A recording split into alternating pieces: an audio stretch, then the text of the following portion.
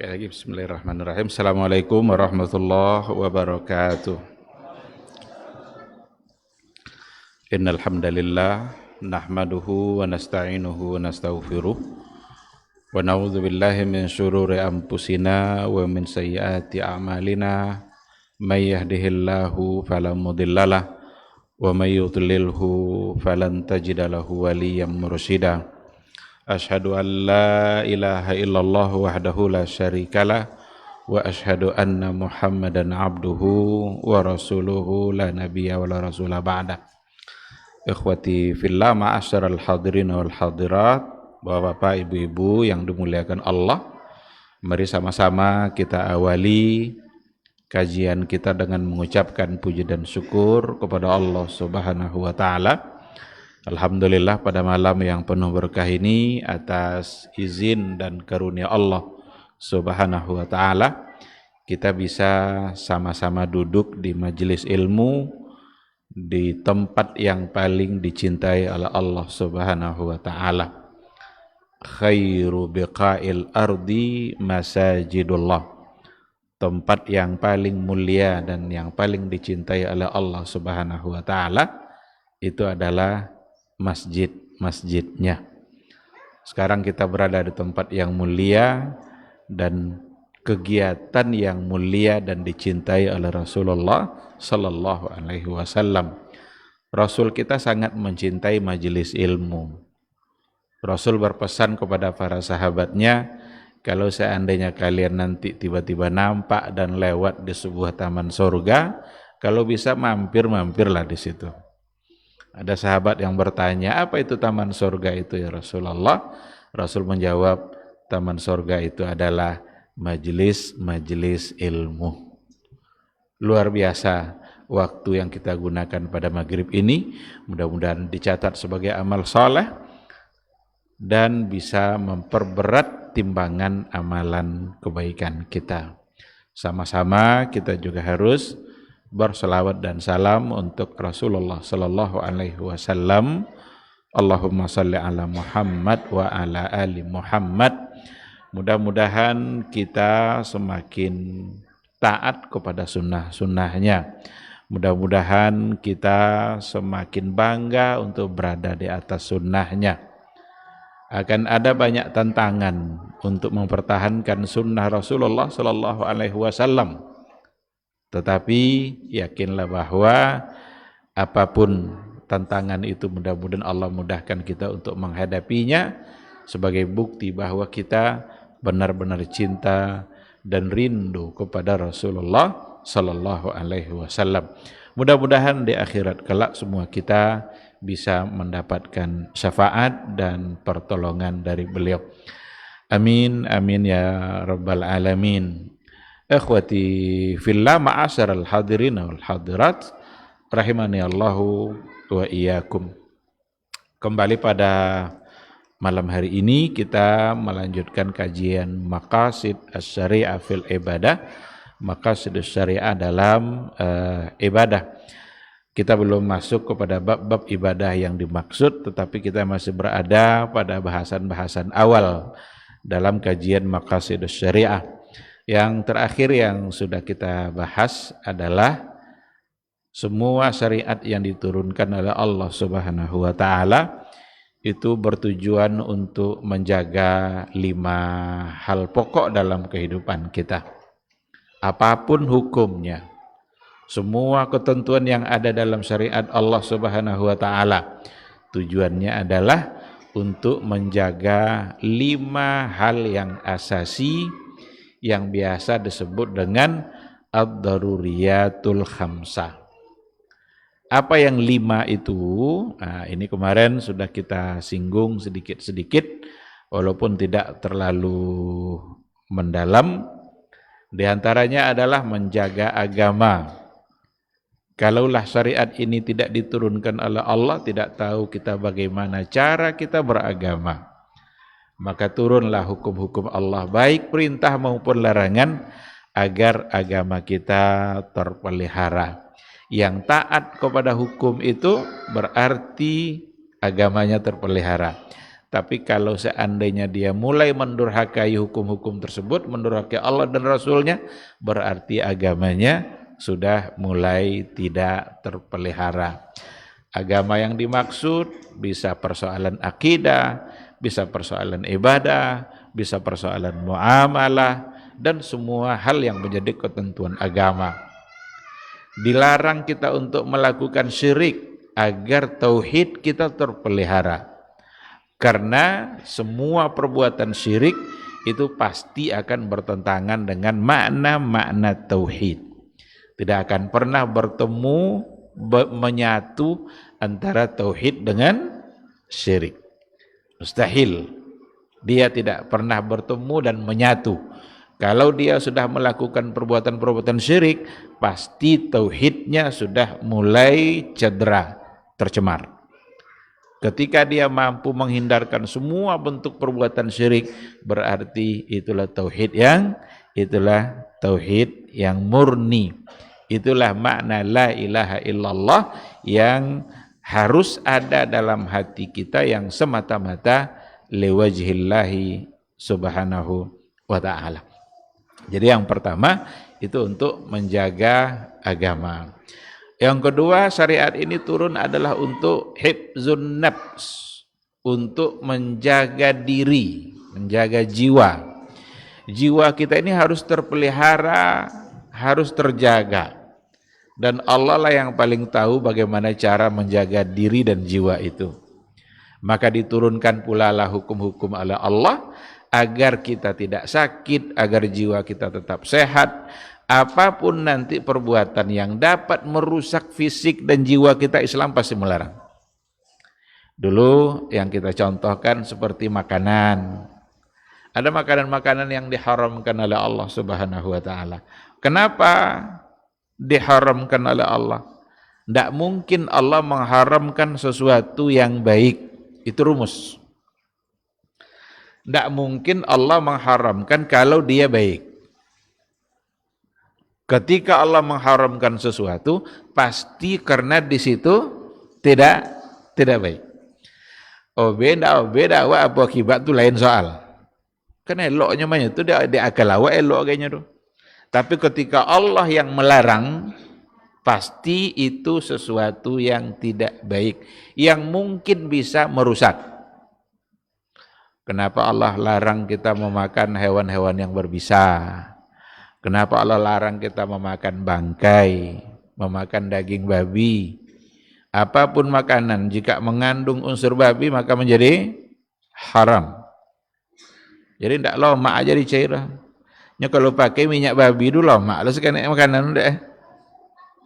Apakah kita hanya sekedar ingin menikmati kelezatannya saja? Orang-orang beriman tidak. Orang-orang beriman mesti yang dilihatnya halalkah atau tidak. Jadi jangan terpengaruh oleh iklan.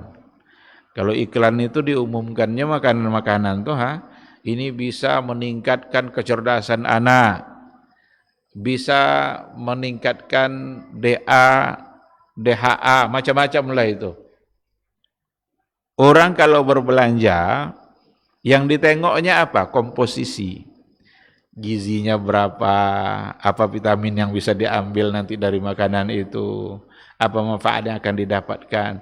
Sebagai seorang muslim, kalau berbelanja ke depan ini nanti, yang pertama ditengok adalah label halal. Label halal ada atau tidak? Kalau seandainya sudah ada label halalnya, berarti langkah pertama kita sudah selesai, membuat kita yakin bahwa makanan itu halal untuk dikonsumsi. Karena kita sekarang diserang juga ini dari soal makanan-makanan begini nih. Kita mendapatkan tantangan dari berbagai hal, dari makanan, dari pakaian, dari gaya hidup. Kalau kita tidak punya filter dalam kehidupan, kalau kita tidak punya iman, niscaya akan hanyut kita dan tidak mampu untuk menghadapi tantangan-tantangan yang ada. Asal tasawu aja kok namo makanan, terus kan kok es krim kok itu pula nan terkenal nan viral. Bacai kali tu. Alun tentu halal tu. Jadi tengok halalkah dia atau tidak. Karena kalau dia tidak halal mengandung unsur-unsur yang tidak baik, berarti berbahaya bagi fisik kita, dan Islam turun untuk menjaga an-nafs, menjaga jiwa.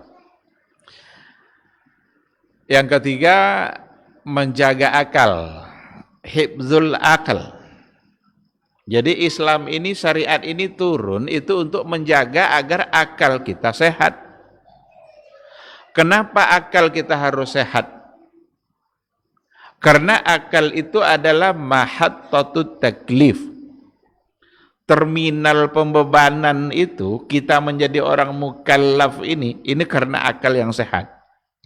Dan hukum itu hanya dibebankan kepada orang yang berakal. Orang gila wajib salat enggak? Wajib puasa enggak orang gila? Kalau endaknya puasa berdosa? Jadi kau tidak nak puasa, gila je lah. Tidak ada catatan ada. Karena rufi al-qalam, diangkat catatan pena malaikat itu, dalam hadis itu dikatakan dari 3 golongan. Dari orang gila sampai akalnya sehat. Anak kecil sampai dia baligh. Orang tidur sampai dia bangun. Kalau awak tengok yang 3 itu ya, ini semua ada fokus pada persoalan akal. Orang gila, akal yang tidak sehat. Anak kecil, akal yang belum sempurna, belum kuat untuk dibebankan hukum. Lalu kuatnya dibebankan hukum lah.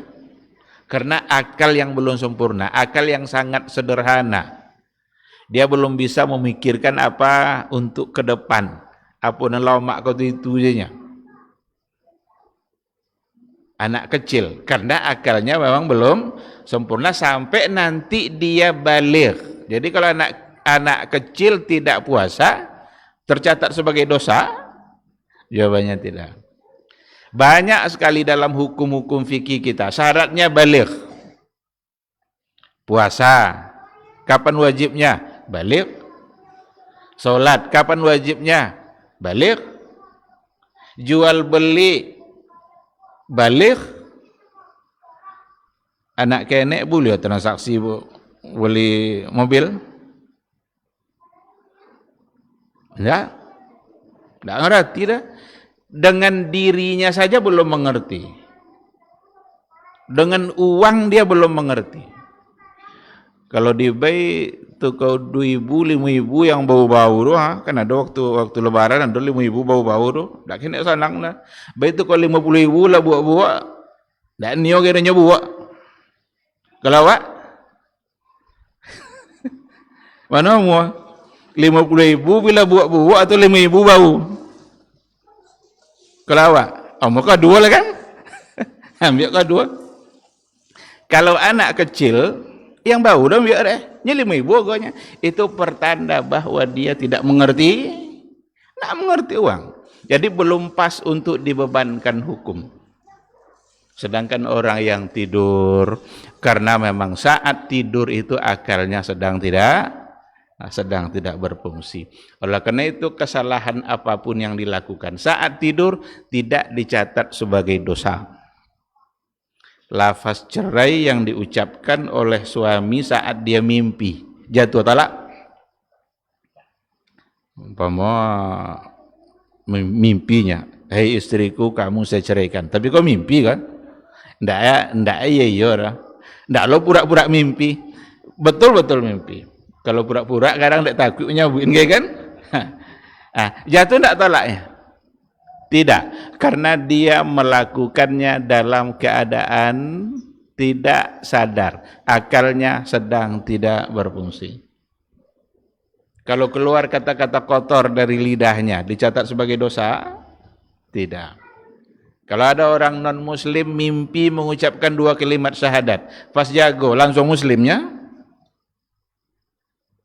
Nya kafir, bermimpinya hebat lo mimpi itu. Mimpinya mengucapkan 2 kalimat syahadat. Apakah ketika bangun langsung muslim? Tidak. Karena dia mengucapkannya dalam keadaan tidak sadar, akal yang sedang tidak berfungsi. Nah, oleh karena itulah Islam ini datang, Al-Quran ini diturunkan oleh Allah Subhanahu wa Ta'ala, syariat ini diturunkan oleh Allah untuk menjaga akal. Oleh karena itu, apa saja yang jika dapat merusak akal, apa saja jika dapat merusak akal, maka Islam pasti mengharamkan. Tidak ada ayat, tapi pasti merusak akal. Itu nanti bisa dianalogikan atau dikiaskan kepada hukum-hukum lain yang memang dia bisa merusak akal. Ada narkoba dalam Al-Quran, haram narkoba ada. Dalam hadis itu halal, yang ada Quran hadis dah. Dikarenakan oleh dia bisa merusak akal, bahkan bukan hanya akal yang dirusaknya, bisa merusak fisik, merusak saraf, merusak ekonomi, merusak keluarga, banyak kali yang dirusakinya. Maka ia menjadi haram. Menjadi haram.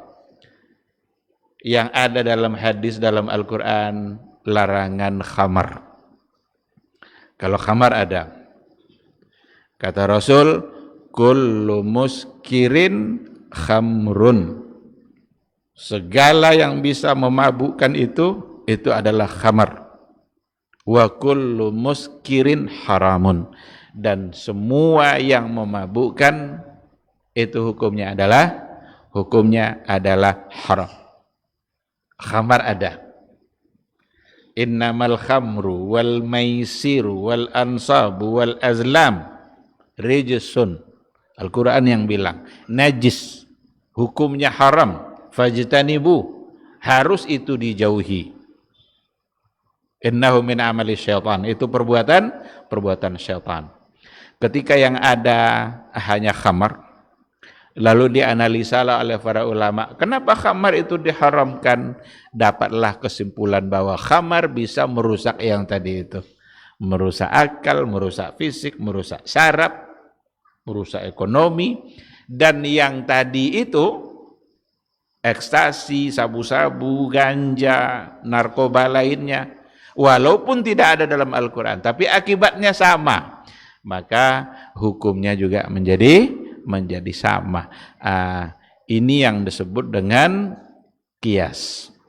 Jadi dalam usul fikih itu ada satu dalil namanya kias. Kias itu analogi.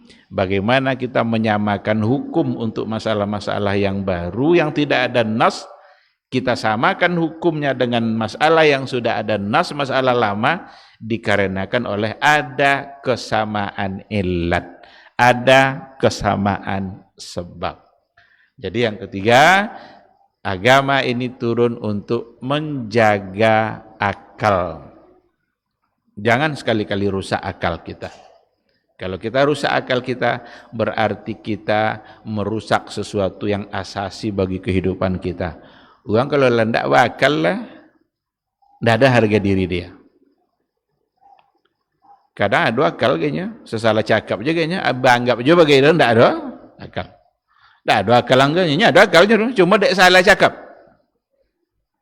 Ketika ada orang yang tidak lagi menjaga adab dan etikanya, semaunya aja, anggap kadang tu orang tidak ada, pajiku akal kena dunia. Berarti itu sesuatu yang tidak baik bagi kita dalam kehidupan kita. Ketika kita dihukumkan sebagai orang yang akalnya kurang sehat, berarti itu sesuatu yang sifatnya rendah dan kita tidak menginginkan itu. Islam ingin kita tetap terpuji, dan cara terpuji itu diantaranya adalah ketika akal kita tetap sehat. Ketika akal kita sehat, maka sempurnalah kita dalam memahami agama, dan sempurna pula lah kita dalam melaksanakan agama. Tapi kalau akal yang sudah sakit, maka bisa jadi kita melakukan hal-hal yang orang lain malu melakukannya, tapi bagi orang yang tidak berakal, Nggak malu gitu. Orang yang akalnya sehat bisa saja dia malu melakukan itu, karena itu memang sesuatu yang salah. Tapi bagi yang akalnya sudah bermasalah, biasa adanya. Maka salah satu dari bentuk kekurangan akal itu ya itu. Kado bang, musuh orang kok kado kan, orang puasa sedo. Inyo ndak menyeleu aja minum dapat orang puasa do. Itu mungkin akal orang sehat. Ndak dosa malu lah kan. Mungkin karena akalnya yang sudah bermasalah. Tapi ketika akalnya sehat lalu dilakukan juga itu, berarti tercatat sebagai dosa. Pasti dosa. Kalau seandainya dia melakukan penyimpangan dalam keadaan akal yang sehat, berarti itu akan dicatat sebagai dosa. Kemudian yang berikutnya, syariat ini juga datang untuk hifzun nasal. Hifzun nasal. Nasab atau nasal, itu dua istilah yang biasa dipakai dalam kajian maqasidus syariah. Menjaga keturunan. Keturunan itu harus terpelihara. Karena kalau silsilah keturunan kita yang sudah tidak terpelihara, itu dalam kehidupan menjadi sesuatu yang dinilai tidak baik. Maka Islam sangat tegas dalam persoalan nasab ini. Kenapa perzinaan itu hukumnya dalam Islam sangat keras? Kalau tidak cambuk, rajam. Cambuk itu ketika yang melakukannya belum pernah menikah, berzina dia, maka hukumnya cambuk 100 kali. Tapi kalau yang melakukannya sudah pernah menikah, dibuejo elahnya lah pernah nikah, dibuejo elah, berarti hukumnya rajam. Rajam itu dikubu badannya separuh, diumban juga batu pocah sampai mati. Itu rajam. Dulu pada masa Nabi diterapkan itu. Dan penerapan hukum seperti itu tidak pula sembarangan. Itu ketika benar-benar sudah sempurna syarat dan ketentuan. Apa syarat dan ketentuan? Syarat dan ketentuannya adalah harus mampu mendatangkan 4 orang saksi. Dan 4 orang saksi ini langsung melihat perbuatan itu secara langsung oleh mata kepalanya. 4 orang. Kalau 3 belum cukup lah. Umpama ada seseorang yang melaporkan si fulan itu melakukan perzinaan. Ini kok dalam fikih Islam, dalam pelaksanaan hukum dalam fikih Islam, ketika ada orang yang menuduhnya bahwa si fulan itu berzina, lalu dia hanya bisa mendatangkan 3 saksi, maka hukum bagi yang berzina tadi tidak dilaksanakan, justru yang menuduh ini akan dicambuk 80 kali. Itu namanya qazaf. Hukuman bagi yang menuduh. Kalaulah berhasilnya 4 kali mendatangkan 4 saksi, dan semua saksi itu menyaksikan secara langsungnya, saksi nomor mah ndaknya dongong-dongong ka de ya tio nya itu kau jotang dunya sabui kayak dan dek bulan tunya itu ndak bisa ada. Yang saksi itu betul-betul langsung melihat, saya melihatnya langsung. Oleh karena itu penegakan hukum rajam dan cambuk dikarenakan oleh saksi tidak pernah terjadi dalam catatan sejarah. Penegakan hukum dalam bentuk cambuk dan rajam tadi itu tidak pernah terjadi yang disebabkan oleh kesaksian 4 orang. Lalu yang terjadi apa? Yang terjadi adalah pengakuan oleh yang melakukan.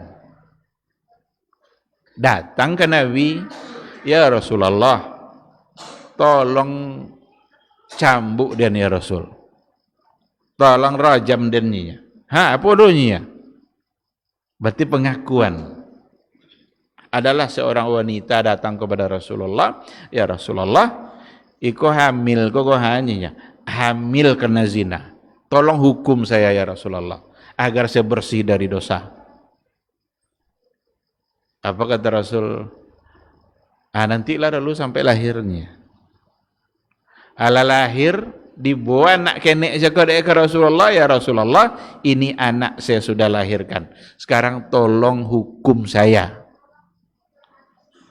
Apanya Nabi sudah tuh? Tunggulah dulu, susulah dulunya. Tentu 2 tahun. Susulah tidak sampai 2 tahun. Setelah 2 tahun berikutnya datang lagi menemui Nabi. Ya Rasulullah, anak sudah saya susui. Ini adalah kerja salah saya dan tolong bersihkan saya dari dosa. Aduh, yang nak mengaku macam itu aja kah?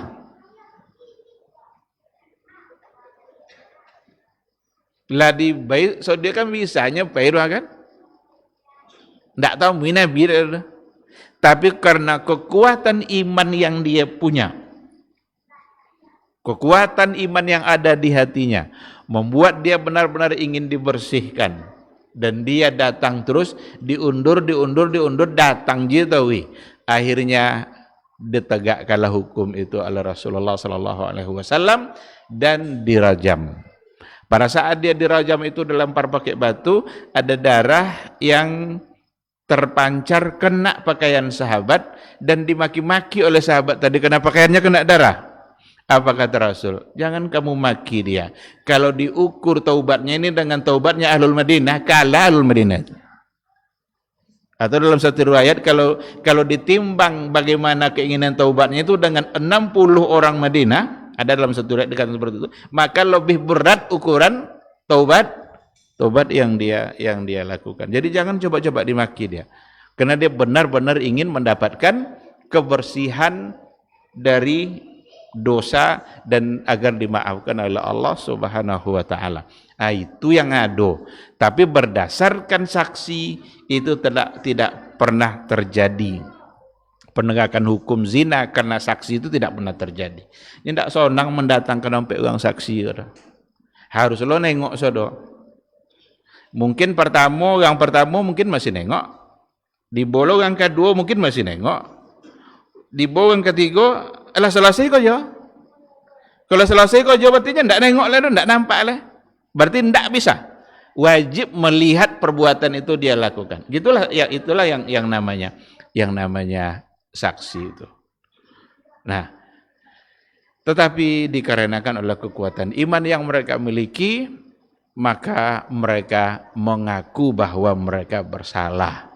Kekuatan iman seperti itulah yang sudah pudar, sudah hilang. Kalau zaman sekarang, jangankan mengaku bersalah, lah pasti salah banding. Lah joleh salah ha? Lah cukui data sodo, lah dihukumkan ya tinyo salah, inyo korupsi ha? Banding lah ha? Boleh jan juinyo salah. Itu yang ada.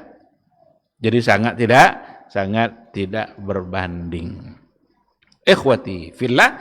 Jadi kenapa begitu tegas syariat Islam dalam menetapkan hukum tadi itu? Itu untuk menjaga silsilah keturunan.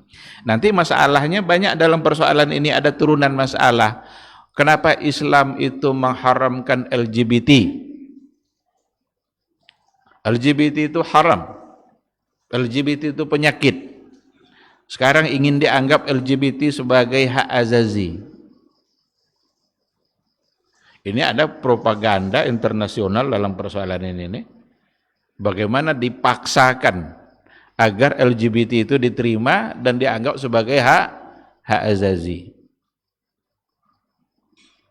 Padahal LGBT itu adalah penyakit. Dan penyakit berarti bisa disembuhkan. Tapi kalau awak tidak sadar kalau awak sakit, tentu tidak akan bisa sehat. Awak tidak sadar sakit dah. Bangga lo kadang dengan sakitnya dulu. Tentu tidak ada semangat berubah dah kan? Bangga dengan penyakitnya dulu. Padahal itulah dulu yang menyebabkan siksaan itu turun pada masa Nabi Lut. Umat Nabi Lut itu disiksa oleh Allah Subhanahu wa taala. Diturunkan batu-batu berapi yang menghanguskan mereka semua. Dan bumi ini menjadi terbalik. Wa ja'alna 'aliyaha safilaha. Di balik bumi ini oleh Allah, yang atas pindah ke bawah, yang bawah pindah ke atas. Apa sebabnya? Homoseksual yang terjadi pada masa umat Nabi Lut. Alaisa minkum rajulun rasyid? Datanglah tamu-tamu Nabi Lut itu dari golongan malaikat. Dan malaikat yang datang ketika itu menjelma pula seperti seorang pemuda yang sangat tampan, putih bersih kulitnya. Disambutlah oleh laki-laki kampung itu layaknya menyambut seorang wanita yang siap untuk mereka jadikan kawan homoseksualnya. Padahal itu adalah malaikat. Itulah kata Nabi Lut, alaisa minkum rajulun rasyid? Tidak ada di antara kalian ini orang yang rasyid. Apa arti rasyid? Orang yang akalnya sehat, cerdas. Berarti perbuatan homoseksual itu datang dari orang yang akalnya tidak sehat. Karena ayat mengatakan alaisa minkum rajulun rasyid. Tidakkah ada di antara kalian orang yang rasyid? Rusd itu memang cerdas, akalnya bisa berpikir jernih, berpikir sehat. Kenapa ini yang kalian lakukan? Ini ada anak-anak perempuan saya, kata Nabi Lut. Mereka bilang, kami tidak butuh kepada anak perempuanmu, kami butuh kepada tamu kamu itu. Tidak pernah nampak ada swaluntura, tidak lo kena ancak ambak ada. Dan itulah yang telah menyebabkan turunnya azab Allah Subhanahu wa taala. Sekarang itu ingin dianggap sebagai hak azazi. Tidak mungkin dianggap sebagai hak azazi itu. Karena itu perbuatan menyimpang. Hewan aja tidak ada LGBT. Anjing ada jantan sama jantan. Tidak ada kan? Oh, belawan tidak kan? Ayam jantan sama jantan ada? Oh, belawan dah. Sekarang manusia yang dah antulawan dah lah. Maka wajarlah Allah mengatakan juga ulaika kal an'am balhum adall. Mereka itu sama seperti hewan ternak, bahkan lebih. Itu Al-Qur'annya Bu. Sama dengan hewan ternak, mungkin lebih sesat lagi daripada hewan. Hewan kalau tersalah kenamang dia tidak punya akal.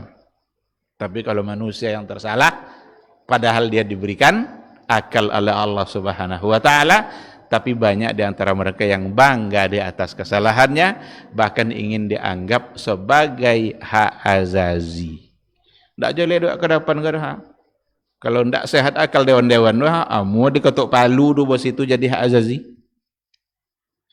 Karena berapa banyak sekarang hal-hal yang ketok palu hanya karena kepentingan. Apa contoh? ATM kondom. Jadi katanya kalau seandainya ingin menghilangkan akibat-akibat perzinaan dalam kehidupan, beliau jan kono dek HIV, AIDS, apa solusinya? Buat ATM kondom. Itu solusi itu. Islam memberikan solusi yang sangat sakral. Solusi yang sangat radikal. Memberantas sampai ke akar-akarnya. Itu beda hukum yang diturunkan oleh Allah. Kalau hukum yang diturunkan oleh Allah Subhanahu wa taala, dia bisa menjadi solusi untuk masalah, dan yang diselesaikan bukan hanya masalah itu, tapi tengok akar persoalannya. Sementara kalau solusi yang datang dari manusia, karena akal manusia ini pendek, jadi mereka hanya memberikan solusi untuk satu masalah, dan itu saja yang seolah-olah benar pula, padahal itu tidak bisa diterima. Maka dilaranglah perzinaan. Bagaimana agar perzinaan itu tidak terjadi? Agama mengatur kehidupan kita, jaga pandangan. Bagaimana pandangan kita harus terjaga? Perempuan-perempuan harus jaga pakaiannya, jaga auratnya, tutup auratnya. Ini solusi dari Islam. Jadi yang diberantas itu permasalahan yang mulai dari akarnya. Kan dilarang perzinahan. Bagaimana supaya tidak terjadi? jaga pandangan mata kita. Karena kalau mata kita jelalatan memandang kemana-mana, itu bisa bermasalah juga nanti. Nah, agar mata kita juga terpelihara, perempuan wajib jaga auratnya. Ini kalau perempuan tidak jaga aurat, lu apa lo jaga pandangan? Tidak mungkin kate wak mandang sampai jalan dah. Nyokati itu nang kosongnya. Tengok kanan itu je terpandang, tengok kiri itu je terpandang. Nah, beginilah Islam itu mengatur persoalan dan menentukan ketentuan hukumnya mulai dari akar-akarnya. Ini yang saya maksud tadi itu. Kalau sudah dijaga semua itu, yang perempuan-perempuannya sudah menjaga pakaiannya, yang laki-lakinya sudah menjaga pandangannya, kok ndak terjaga jo pandangan boleh nikah. Jadi solusi ndak zina nikah langsung. Kan cik cuma mau ucapkan kan? Saya terima. Kan itu yang perlunya dah. Bedo zina sama nikah kan akad tu kan? Semua kerjanya sama. Tapi ketika sudah diucapkan akadnya itu, ijab kabulnya, maka semua yang haram berubah menjadi halal. Yang tadi dosa berubah jadi pahala. Sekarang apakah kita ingin terus-terus dalam dosa? Supaya dosa-dosa tadi berubah jadi pahala, tinggal mengucapkan akad saja. Ini tidak jomo gitu dah. Berarti ada akal yang sedang bermasalah. Islam ini turun untuk menjaga itu semua. Kalau banyak terjadi kekerasan dalam rumah tangga, apa solusi dari akal manusia? Oleh akal manusia, supaya kekerasan dalam rumah tangga tidak terjadi, solusinya buat undang-undang KDRT. Itu solusi. Ketok palu tuh, tok tok tok, jadilah undang-undang KDRT. Itu lebih kurang. Lebih kurang KDRT. Tambah berani bini awak lainnya. Nyo dapat perlindungan. Jangan cuba-cuba lacak bini, langsung kau nadun masuk penjara. Maka bini-bini kini sembarangan jaga suaminya. Nyo beda kalau diadun mereka nyonang doh. Nyado undang-undang KDRT. Tapi Islam ketika ingin memberikan solusi tentang persoalan keluarga, diatur mulai dari sekecil-kecilnya. Mulai dari cara memilih istri. Siapa yang akan dijadiin bini diatur di agama. Mulai dari awal tuh. Siapa yang akan dijadikan? Dunia ini adalah mata, adalah perhiasan. Wa khairu mata'id dunya al-mar'atu salihah. Perhiasan yang paling baik di dunia ini adalah perempuan yang saleh. Kalau kalian mau menikah kata Rasul, tengok siapa yang akan dinikahi. Pilihlah dan fazfar bizatiddin. Pilih dari sisi agama, kedepankan agama itu. Taribat yadak. Kalau le agama yang didahulukan, insya Allah kuang-kuang sekenek bisa aman.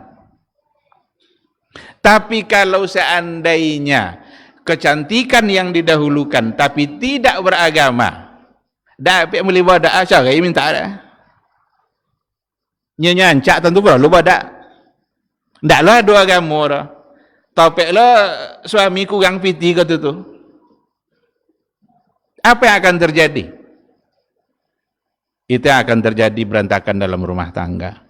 Maka Islam mengatur mulai dari sekecil-kecilnya. Tengok dengan siapa kamu akan menikah. Jadi tidak pun ada undang-undang KDRT, tapi ketika dua-duanya beriman kepada Allah, insya Allah rumah tangganya akan aman dan tentram. Nyobed hak-hak dan kewajiban. Maka diatur pula lah oleh agama kita al-hukukuz zaujiyah, hak-hak suami istri. Diatur. Iko hak suami berarti kewajiban istri. Iko hak istri berarti kewajiban suami. Hak istri, ada hak dan kewajiban. Kalaulah suami istri mengenali hak dan kewajibannya, apa contoh? Hak istri berarti kewajiban suami.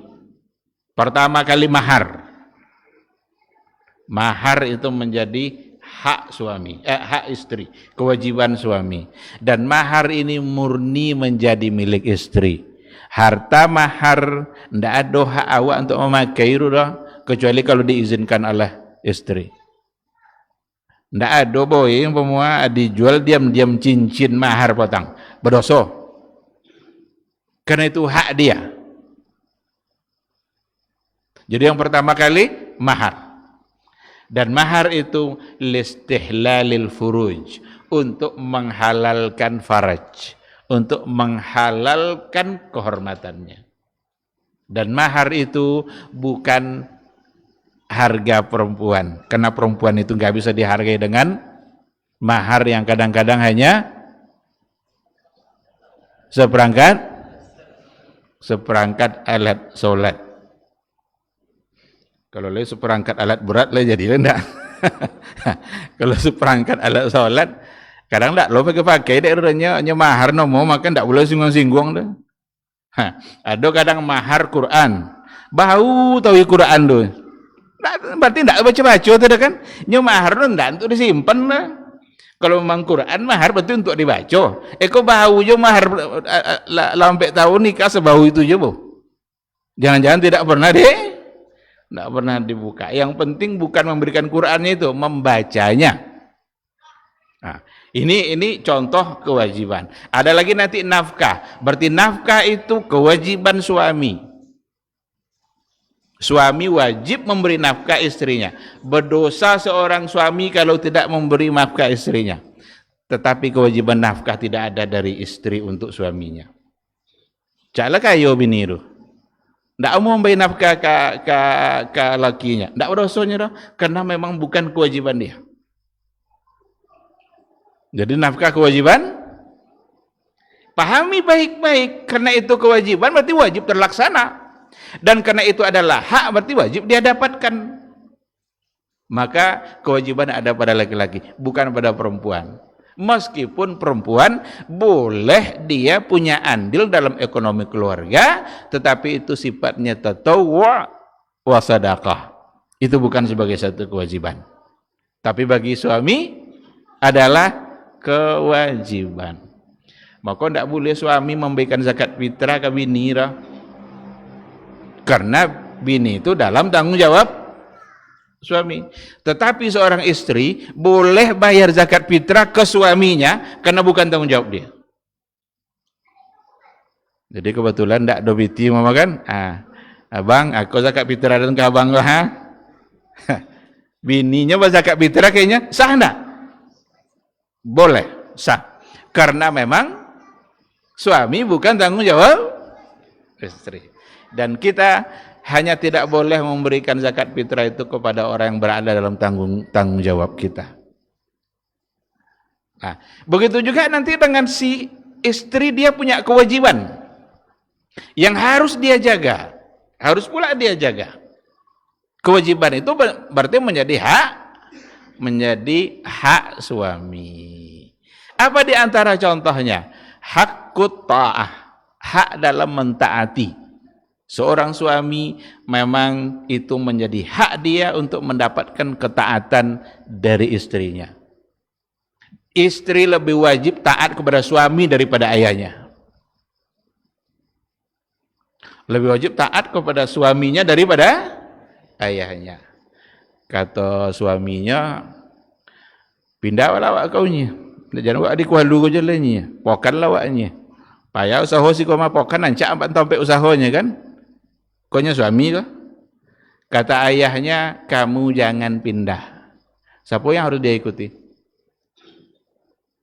Suami kah atau ayah? Suami. Apa dak betul? Karena akad nikah itu sesungguhnya adalah serah terima tanggung jawab.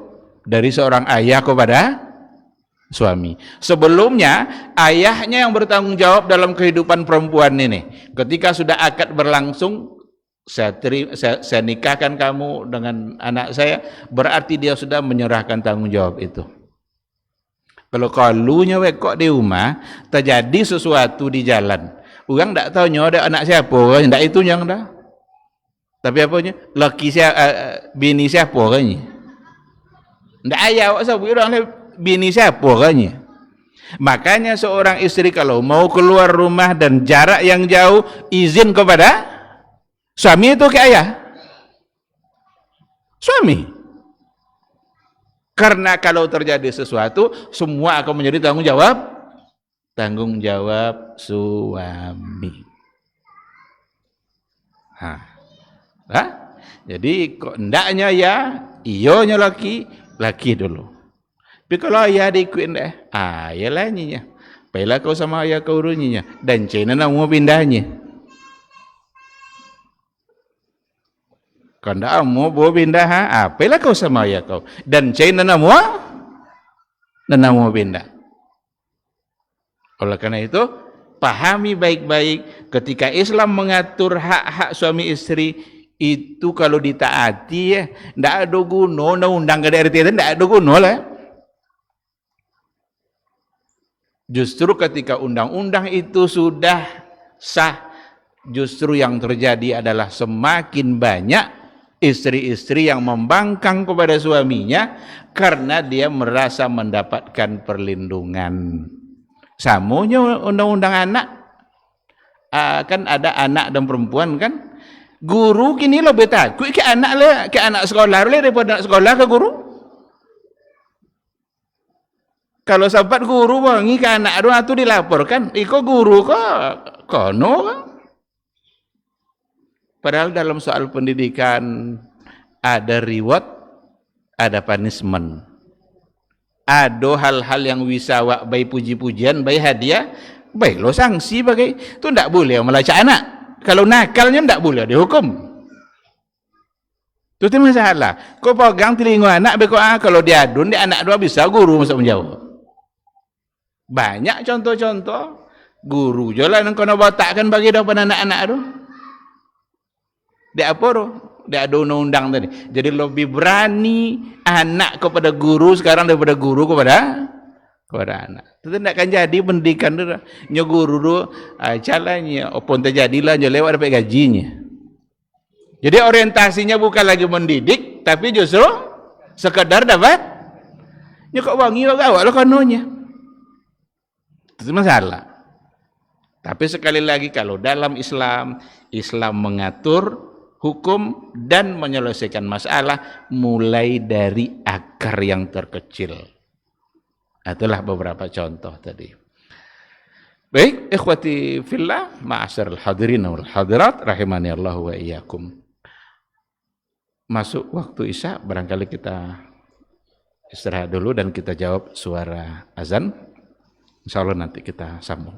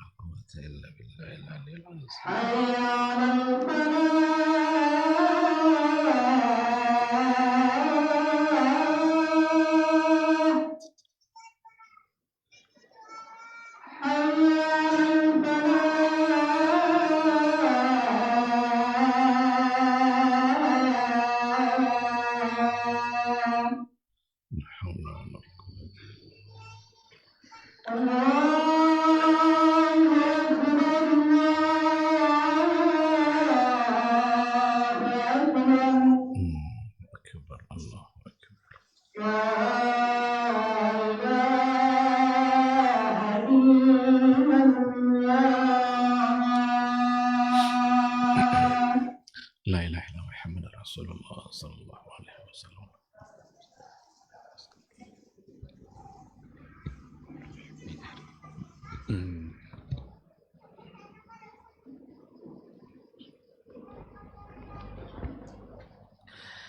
Bismillahirrahmanirrahim.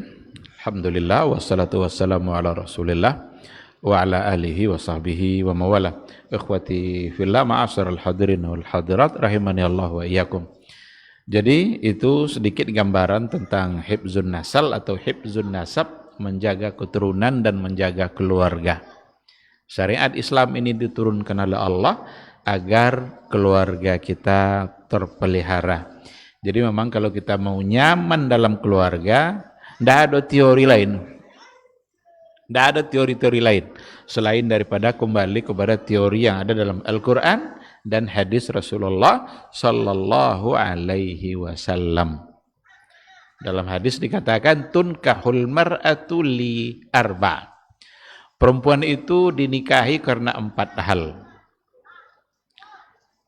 Li jamaliha wa li hasabiha wa li maliha wa li diniha. Karena kecantikannya, karena keturunannya, karena kekayaannya, dan karena agamanya. Iko jangan salah arti hadis kok. Karena banyak yang mengartikan begini, nikahilah perempuan karena 4 hal. Ndak kan tahu suka sampai kau dah. Karena minta channel ke uang gailah. Tolong centok dan muanya ke ompek kau hanya. Kalau nak ompek kau nak kan bengi awak untuk inyo dak tu. Ini hadis bukan perintah untuk mengumpulkan yang 4. Tapi hadis ini Nabi sedang menggambarkan kebiasaan-kebiasaan umat sebelumnya. Kayak orang Rum, Romawi, Persia, di antara mereka ada yang menikahi perempuan itu karena kecantikannya. Ada pula yang karena kebangsawanannya. Ada yang karena kekayaannya. Dan Nabi mengatakan, untuk kalian sebagai umatku, nikahilah perempuan itu karena agamanya. Fazfar bidzatid din taribat yadak. Berbahagialah kamu dan memilih yang punya agama. Jadi hadis itu tunkahul mar'atu, dinikahi perempuan itu karena 4 hal. Bukan perintah nikahilah perempuan karena 4 hal. Jadi salah nanti kalau ada orang yang lambat-lambat menikah, mungkin kena salah paham dari hadis ini. Jadi cari dan nompek berkumpul di satu waktu. Tak entah suara. Ancak ya juga. Kayo ya juga. Keturunan elok pula. Elok-elok agama. Jadi diatur duit kepada Allah Ta'ala. Ada kadang yang lobio kan daerah roto. Buat kena daerah bantu ah. Ada orang tak kena ancara. Pi musikin. Tetapi bukan itunya. Sekarang fazfar bizatiddin.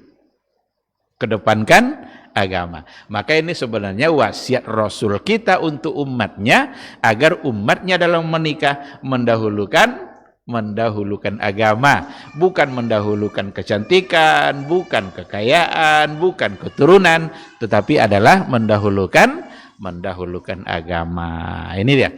Yang terakhir yang menjadi tugas atau yang menjadi tujuan syariat itu diturunkan adalah hifzul mal, untuk menjaga harta. Harta kita harus terpelihara. Harta harus terpelihara. Harus jole manonan hak awak, manonan hak anak yatim.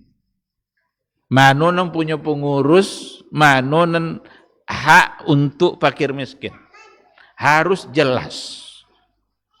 Karena Nabi mengatakan daging yang tumbuh dengan harta yang haram, fannaru aula bihi. Maka neraka lebih pantas untuk dia.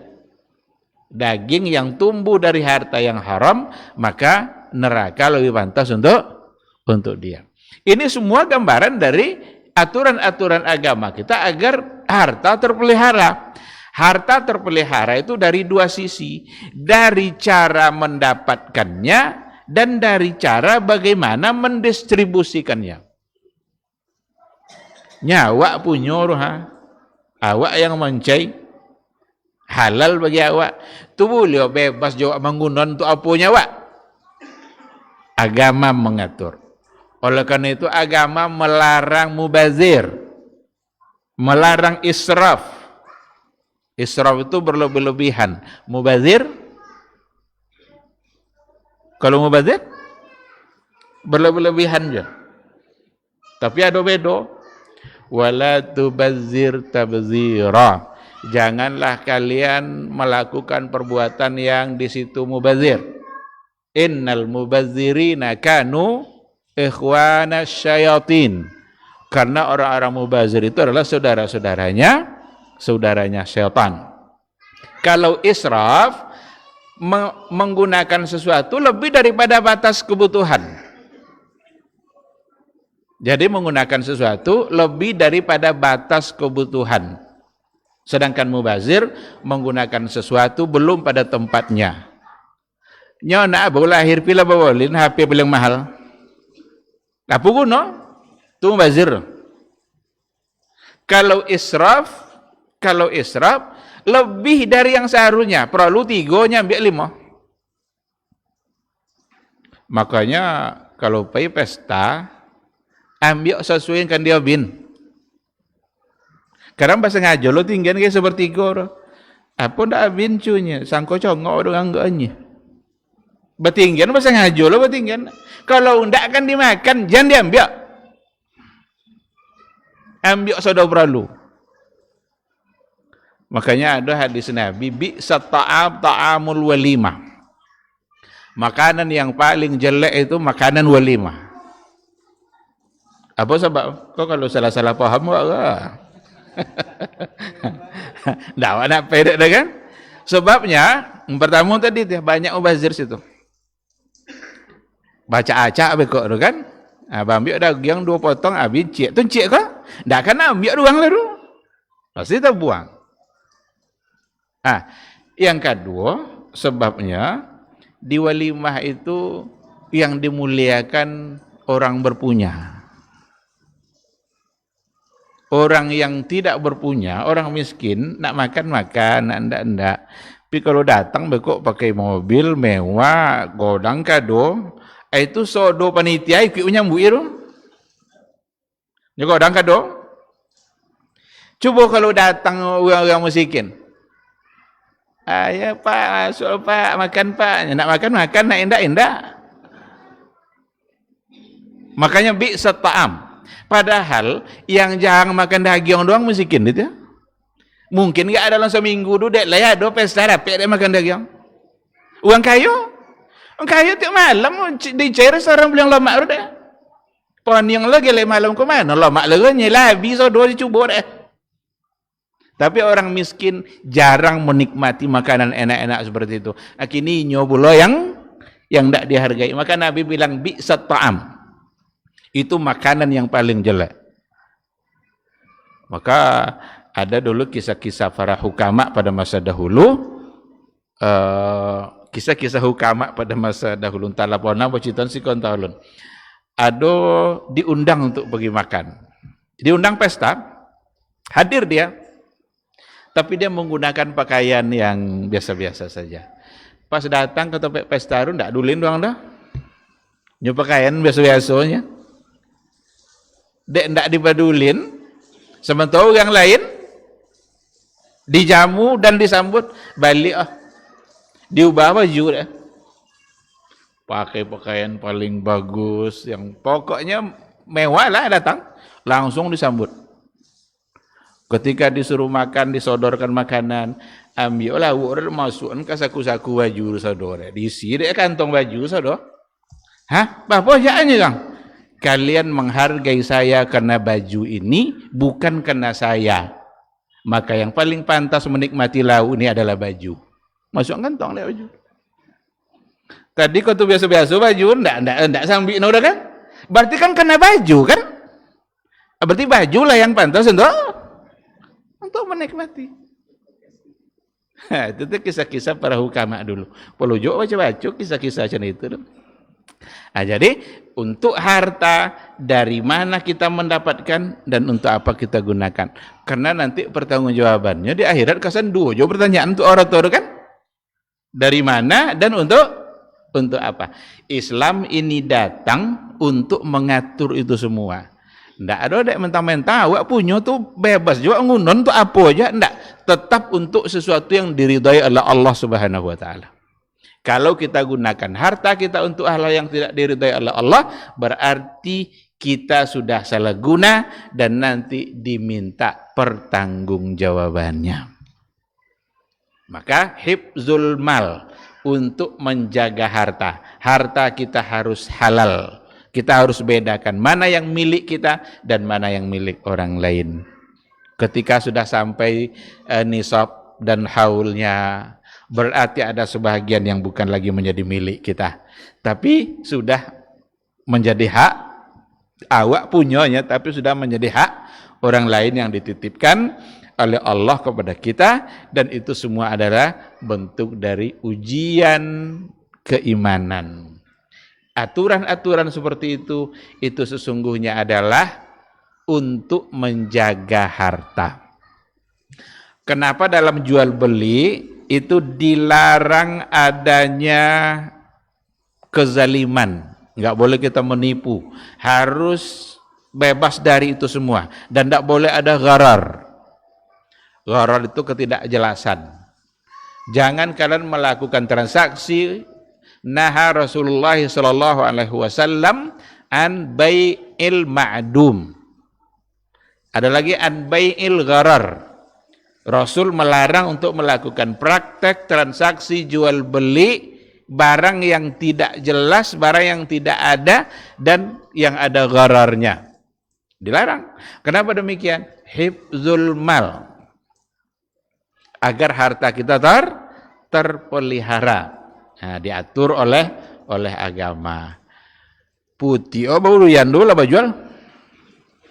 Tak boleh dah.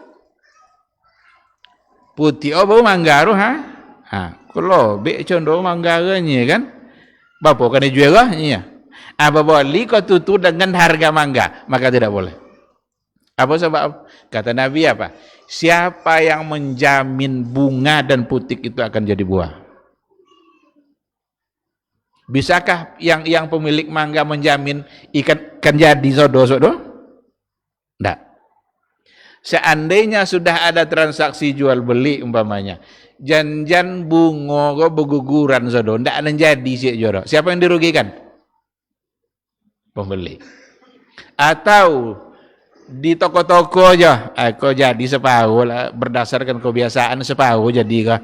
Transaksi separuh. Kosan jadi sodoh. Siapa yang dirugikan? Pemilik. Islam menghindarkan baik pembeli maupun pemilik. Islam ingin menghindarkannya dari kerugian. Kapan boleh transaksi? Hatta yabdua salahu. Sampai nampak bekok baru benar-benar akan jadi buah. Setidaknya lah kunyang-kunyang sekali lah. Sudah boleh untuk ditransaksikan. Kalau enggak, berarti akan ada kerugian. Imma yang dirugikan pembeli, imma yang dirugikan adalah penjual. Nah, maka pada poin yang ketiga, yang kelima ini hifzul mal. Syariat ini turun untuk menjaga harta kita. Ja'ala kayo tapi lai berkah. Cala banyak pitiru tapi lai halal. Ikolah sakene lah. Ala sakene pitiru dah haram loro. Cala banyak tapi lai halal. Kalau itu berarti hidupnya akan selalu dihiasi oleh keberkahan demi keberkahan, ketenangan hidup akan dia rasakan insya Allah. Karena memang ujung dari semua pengaturan agama kita ini itu adalah untuk mendapatkan ketenangan hati. Jadi kalau tidak halal, tidak tenang hidup itu dah. Kadang tidak mau terlolok gitu. Itu banyak, tapi tidak mau terlolok tak bagus no. Perlu lebih dulu baru bisa lolok kan. Dan itmi'nanul qalbi itu sesungguhnya adalah surga dunia. Belum akan masuk ke surga akhirat kecuali seseorang itu masuk dulu ke surga dunia. Ketenangan hati, ketenangan jiwa. Dan semua aturan tadi seluruhnya supaya jiwa kita tenang, kita menjalani kehidupan kita dengan baik sehingga ibadah kita bisa menjadi khusyuk. Bisa menjadi khusyuk. Salat bisa menjadi khusyuk. Tidak perlu banyak teori untuk khusyuk salat itu. Ini ada training itu, training khusyuk salat. Halalkan saja semua rezeki kita, insya Allah salat akan khusyuk. Tapi kalau lah haramnya sudah mabuk dia takut ya. Sebetulnya itu tiba tagihan, sebetulnya itu tiba tagihan. Karena memang kita sudah dikelilingi oleh masalah. Hindari masalah itu. Baik, ikhwati fillah, ma'asyarul hadirin wal hadirat, rahimani Allahu wa iyyakum. Jadi inilah 5 hal pokok yang ingin dijaga oleh agama kita. Ini sebagai maqasidus syariah. Inilah tujuan utama dari syariat itu untuk menjaga 5 hal tadi. Menjaga agama, menjaga diri dan jiwa, menjaga akal, menjaga keturunan dan nasab, serta menjaga harta. Mungkin sampai di sini kajian kita. Seandainya ada pertanyaan yang perlu disampaikan, tafadhal.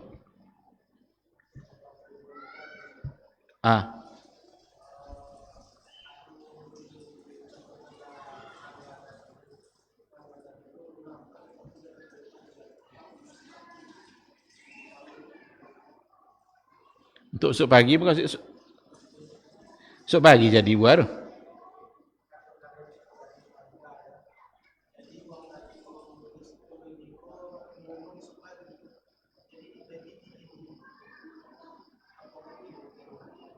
DP berarti itu. Nyem mangga lah, buah mangga kan. Berarti jual beli dengan seperti itu, sedangkan hutang pun boleh kan? Hutang pun boleh. Pokoknya kita ingin sesuatu. Supagi wa ambil bau. Tapi akadnya kini, akad DP suagi pas dan ambil kok dan lunasi. Ambil suagi mangga kemudian dilunasi. Maka itu insya Allah tidak mengapa. Itu dapat dibenarkan. Karena memang dia sudah pasti membeli, barangkali tujuannya kalau tidak dibeli kini, ambil doang enggak? Ya anaknya kan. Cuma bisa saja besok baru mungkin datang barang itu kan. Itu kalau mau dicarikan analogi-analoginya, itu bisa ada 2 istilah tuh. Ada istisna, ada salam. Kalau istisna itu jual beli pesanan. Awak pergi ke tukang jahit. Buat celana cunya. Bapak go 300.000 sepasang celana aja bajunya yang pemau. Itulah jadi celana. Anu lah kan? Bayi panjar. Lah jadi sok dilunasi. Itu istisna nomor. Ada jual beli salam. Salam itu beda sama istisna. Kalau istisna itu pesanan, minta dibuatkan. Kalau salam barangnya sudah ada, cuma tidak ada tempat. Nya transaksi di Kuala dibuat gambar deh. Amu pak beli baju kau hanya ya. Soalnya ambil kau pakannya ya. Baju ni pakan wah. Transaksi jual beli sih kau. Bapak kau nya. Satu ibunya. Oke nya ya. Deknya setuju lah di baju tu. Jadilah transaksi jual beli. Tapi barangnya masih di isu apa ambil. Itu namanya salam. Dan itu para ulama sepakat untuk mengatakan dibolehkan jual beli salam, karena banyak sekali hal-hal yang membuat kita menjadi mudah dengan adanya jual beli salam. Awak nak beli sepatu, ndak cukup sepatu bukan lah. Tanah sepatu di Bandung bomo, baca di internet. Jual beli online itu cenderung disamakan dengan jual beli salam. Dan itu secara hukum dapat dibenarkan. Maka yang tadi itu, ketika sekarang dia bayarkan DP-nya, besok disempurnakan pada saat mengambil barang, maka insya Allah itu transaksi yang dapat dibenarkan. Wallahu subhanahu wa ta'ala a'lam. Ada lagi? Kalau tidak, kita sebentar sahabat dari Anil. Ya, silakan.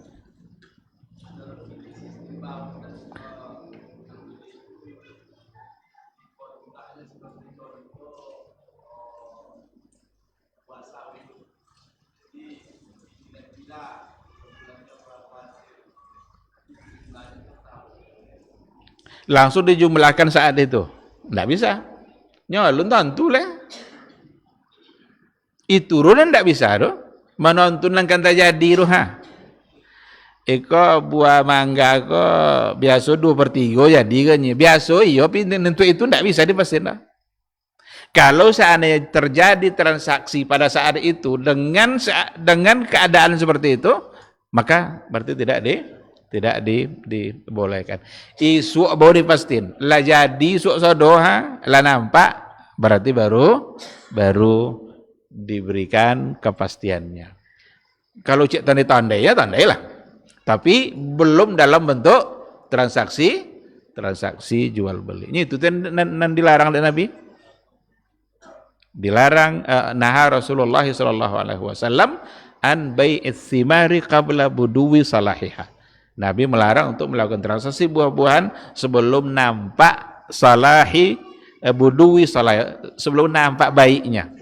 Ditafsirkan oleh para ulama, nampak baik itu kira-kira sudah mulai menguning, berarti itulah tanda-tanda memang akan jadi. Karena tidak ada di antara kalian yang bisa memastikan apakah putik itu akan benar-benar menjadi buah. Betul.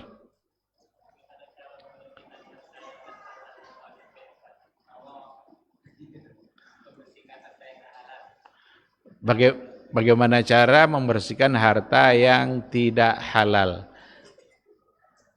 Yang paling harus dihindari, jangan jadikan untuk sesuatu yang dimakan oleh kita. Bebaskan itu semua.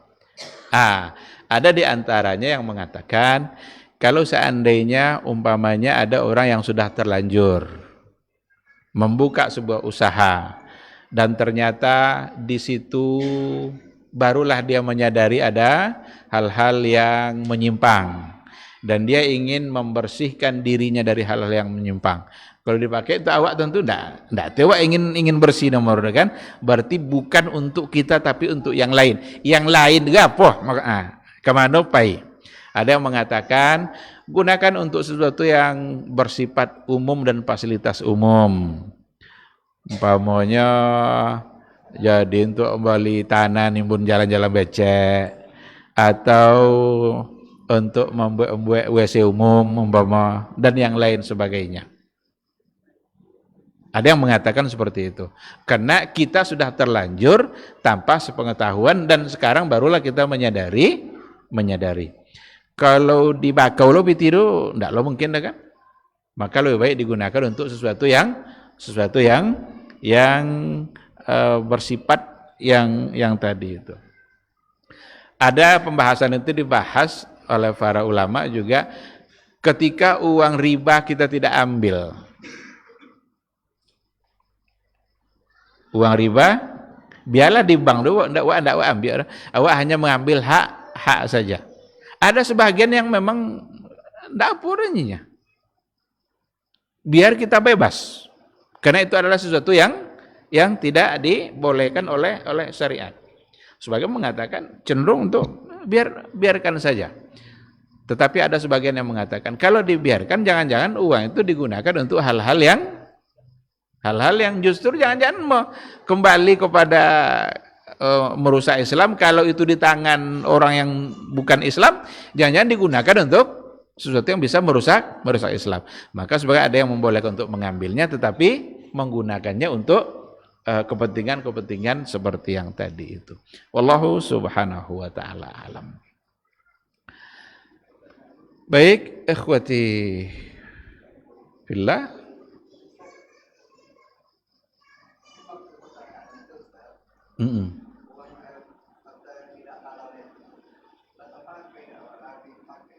Labi dakwah.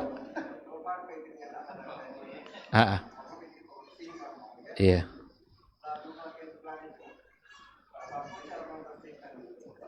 Kalau kita pakai ya boleh.